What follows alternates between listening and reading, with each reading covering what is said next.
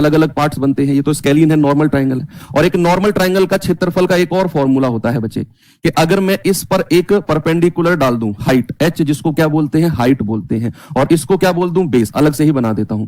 मान लो कोई त्रिभुज है, ये हाइट है, ये बेस है, तो एक और एरिया होता है इसका 1/2 गुणा आधार यानी कि बेस गुणा हाइट यानी कि ऊंचाई। एक और जनरल फॉर्मूला होता है 1/2 गुणा आधार गुणा ऊंचाई।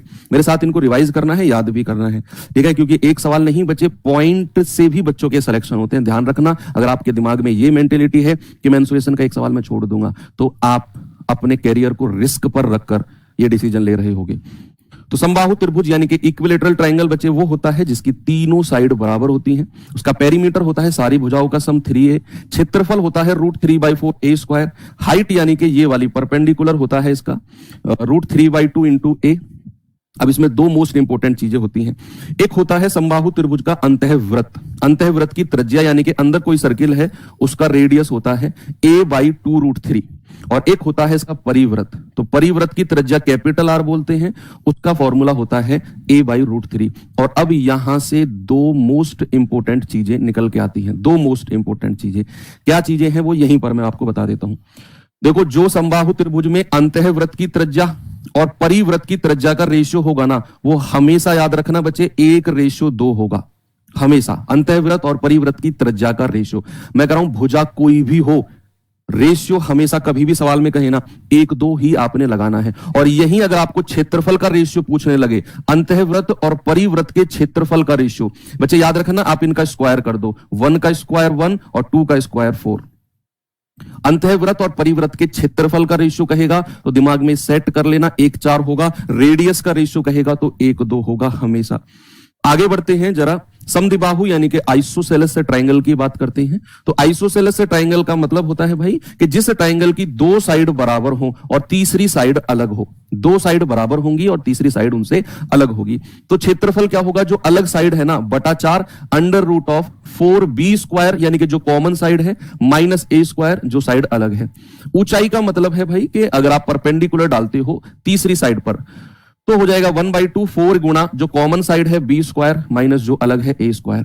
इंपोर्टेंट फॉर्मूले हैं, आपको आने चाहिए। समकोण त्रिभुज राइट एंगल ट्रायंगल, भाई ये तो बड़ा फेमस है, बहुत ट्रेंडिंग है एसएससी में, कि ये इसका परपेंडिकुलर होता है, लंब होता है, ये बेस आधार होता है, और ये हाइपोटेनस कर्ण होता है। क्षेत्रफल होता है 1/2 गुणा आधार गुणा लंब, यानी कि 1/2 गुणा बेस गुणा परपेंडिकुलर। और दूसरा यहां एक पाइथागोरस थ्योरम भी होती है। कोई जानता है क्या होती है Pythagoras theorem? Pythagoras theorem, Pythagoras theorem वो राइट एंगल ट्रायंगल में ही लगती है, ठीक है। ये बाबा थे पाइथागोरस, इन्होंने एक थ्योरम दी थी कि भाई अगर कोई राइट एंगल ट्रायंगल है ना, तो उनकी जो साइड होती है तीनों, उनके बीच में एक रिलेशन, एक संबंध होता है कि परपेंडिकुलर का स्क्वायर प्लस आधार यानी कि बेस का स्क्वायर बराबर किसके हो जाएगा, हाइपोटेनस यानी कि कर्ण के स्क्वायर के बराबर। और ये ना फिक्स है, ये फिक्स है, यानी कि अगर किसी भी त्रिभुज की भुजा, हमें नहीं पता वो राइट एंगल है या नहीं, अगर किसी भी ट्रायंगल की साइड इस रूल को फॉलो कर रही होंगी, उसकी दो साइड के स्क्वायर का सम अगर तीसरी के स्क्वायर के बराबर होगा, तो हमेशा वो राइट एंगल यानी कि समकोण की ही भुजा होंगी। ऑलवेज, ऑलवेज किसकी भुजा होंगी बच्चे? समकोण त्रिभुज की ही भुजा हो जाएंगी। इतनी बात क्लियर है? यस।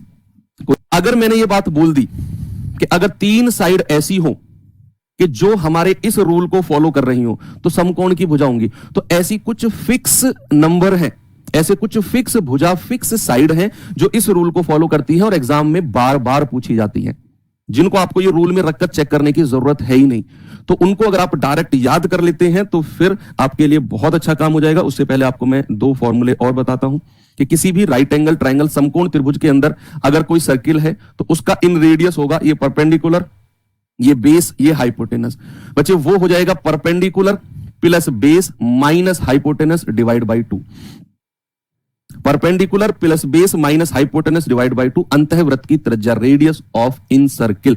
दूसरा अगर मैं बात करता हूं कि ये कोई अगर किसी भी राइट एंगल के बाहर आपने कोई सर्किल बनाया, किसी भी राइट एंगल, हाँ देखो एक बच्चे ने रटा हुआ है, सागर मैं बताऊंगा अभी आपने क्या रटा हुआ है।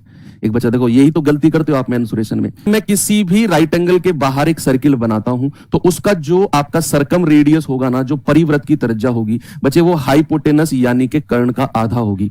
अब पता है आपने क्या रटा हुआ है, आपने रट और फिर बात स्वाभिमान की करते हो। सामने देखो, कोई बात नहीं, ये कुछ इंपोर्टेंट ट्रिपलेट्स त्रियक मैंने लिखे हुए हैं और इनको आपने रीड करना है, रीड करना है, याद करना है। कैसे? ये समकोण त्रिभुज की भुजाएं हैं दरअसल में। आप इनमें से इन दो का सम करके जोड़ोगे ना स्क्वायर करके, तो इसके स्क्वायर के बराबर आएगा। 3 4 5 6 8 10 9 12 15 5 12 13 इंपोर्टेंट है, मोस्ट इंपोर्टेंट। 10 24 26 7 24 25 इंपोर्टेंट है। 20 21 29 12 35 37 13 84 85 8 15 17 9 40 41 11 60 61 16 63 65 ये सारे के सारे ट्रिपलेट वो हैं जो एसएससी के किसी ना किसी एग्जाम में बार बार पूछे गए हैं, बार बार पूछे गए हैं। ठीक है, तो स्क्रीनशॉट लेने की जरूरत नहीं। यहां पर ट्राइंगल होते हैं हमारे खत्म। इंपोर्टेंट क्वेश्चंस जितने भी बन सकते थे मैंने सारे करा दिए। बात आती है अब चतुर्भुज यानी कि क्वाड्रिलेटरल। क्या क्या पढ़ना है हमें क्वाड्रिलेटरल में? हमें पढ़ना है एक तो स्क्वायर, एक रेक्टेंगल, एक आपका पैरेललोग्राम समांतर चतुर्भुज और एक आपका ट्रेपीजियम यानी कि समलंब चतुर्भुज। ये 5 चीजें हमें करनी है। तो चलिए कंप्लीट करते हैं और उसके फॉर्मूले थोड़े से अट्रैक्टिव, ये मैं पीडीएफ दूंगा आपको एग्जाम हॉल के बाहर भी, अगर आप 5 बनाई है ताकि आपको थोड़ा बोरियत महसूस ना हो। कुल मिलाकर क्या कह रहे हैं सवाल? यस, स्क्वायर की अगर मैं बात करता हूं तो स्क्वायर का परिमाप जो होता है सारी भुजाओं का योग 4a हो जाएगा। विकर्ण होगा √2a, ये होता है डायगोनल विकर्ण। तो भुजा है a यानी कि √2a। क्षेत्रफल होगा, देखो स्क्वायर का क्षेत्रफल 2 तरीके से निकाला जाता है, 2 तरीके से।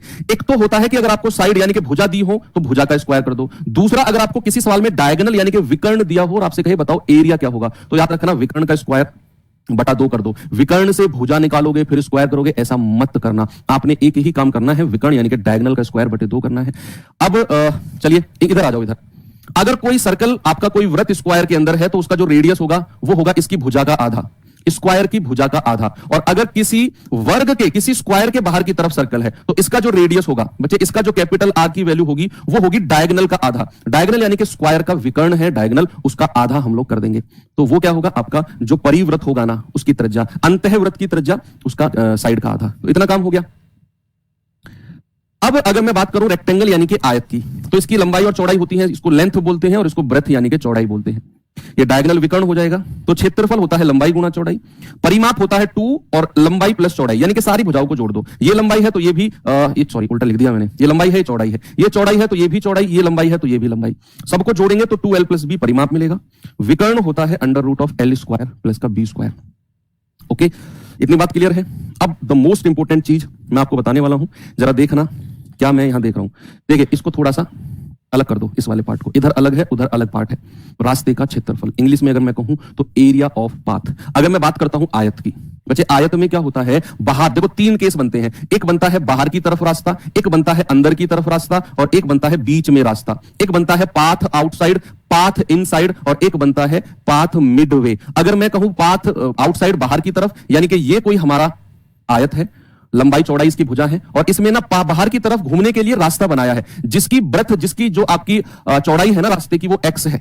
रास्ते की चौड़ाई क्या है? x। तो इस रास्ते का क्षेत्रफल, बच्चे अगर मैं इस क्षेत्रफल की बात करता हूं, इस क्षेत्रफल की, तो याद रखना हमेशा इसका क्षेत्रफल होगा 2x l + b प्लस का 2x। क्या होगा मेरे साथ बोलो? 2x l + b प्लस का 2x। और अगर अंदर की तरफ, यानी कि ये कोई हमारा खेत है और हमने अंदर की तरफ रास्ता बनाया है, अंदर की तरफ लिखेगा सवाल में साफ साफ कि रास्ता बाहर की तरफ है अंदर की, तो हमारा खेत है l b, उसकी चौड़ाई लंबाई है। अगर मैं अंदर की तरफ x चौड़ाई का एक रास्ता बनाते हैं, अगर रास्ता बाहर की तरफ है तो प्लस का 2x, अंदर की तरफ है तो माइनस का 2x, ये डिफरेंस है। और अगर मैं बीचों बीच रास्ता लेता हूं तो बीचों बीच रास्ता क्या होता है बच्चा? x l + b - x। बीचों बीच रास्ता क्या होता है? 2 हट जाएगा, यहां से 2 हट जाएगा, x l + b - x। Okay, चलिए ये तो हो गया किसका? ये हो गया आपका आयत का केस। अब अगर मैं वर्ग यानी कि स्क्वायर की बात करता हूं तो सुनना, स्क्वायर की बात, स्क्वायर का मतलब होता है एक ऐसा आयत जिसकी लंबाई और चौड़ाई बराबर हो, वो स्क्वायर बन जाएगा। भाई किसी भी रेक्टेंगल की लेंथ और ब्रेथ इक्वल कर दो, बराबर, वो आपका क्या बन जाएगा? स्क्वायर बन जाएगा। तो स्क्वायर के केस में देखो, आप रेक्टेंगल का याद करके स्क्वायर का अपने आप कर सकते हो। जैसे आपने क्या करना है, लंबाई और चौड़ाई को, आपने क्या करना है स्क्वायर के केस में, लंबाई और चौड़ाई को ना आपने a मान लेना है बस। चाहे बाहर की तरफ रास्ता कहेगा तो बाहर की तरफ रास्ते का यहां जो याद किया है, आप लंबाई और चौड़ाई को a मानोगे तो 2a हो जाएगा। देख लो आप, यहां से 2 कॉमन आएगा तो बन जाएगा 4x और a + x, बन गया ना भाई। अंदर की तरफ रास्ता यानी कि आप क्या देख रहे हो? 2x l + b - 2x। तो ये हो जाएगा a plus A 2a, 2 common आएगा तो 4x a माइनस एक्स। बीचों बीच रास्ते में अगर आप यहां a प्लस ए 2a करते हो तो ये बन जाएगा x और 2a माइनस एक्स। ये याद करने का तरीका मैंने आपको बता दिया है, आप केवल आयत के फॉर्मूले याद करो। इसका आ गया तो आप ऑन द स्पॉट अपने दिमाग में चीजों को बदल सकते हो कि इस तरीके से इस केस में होगा। बस आप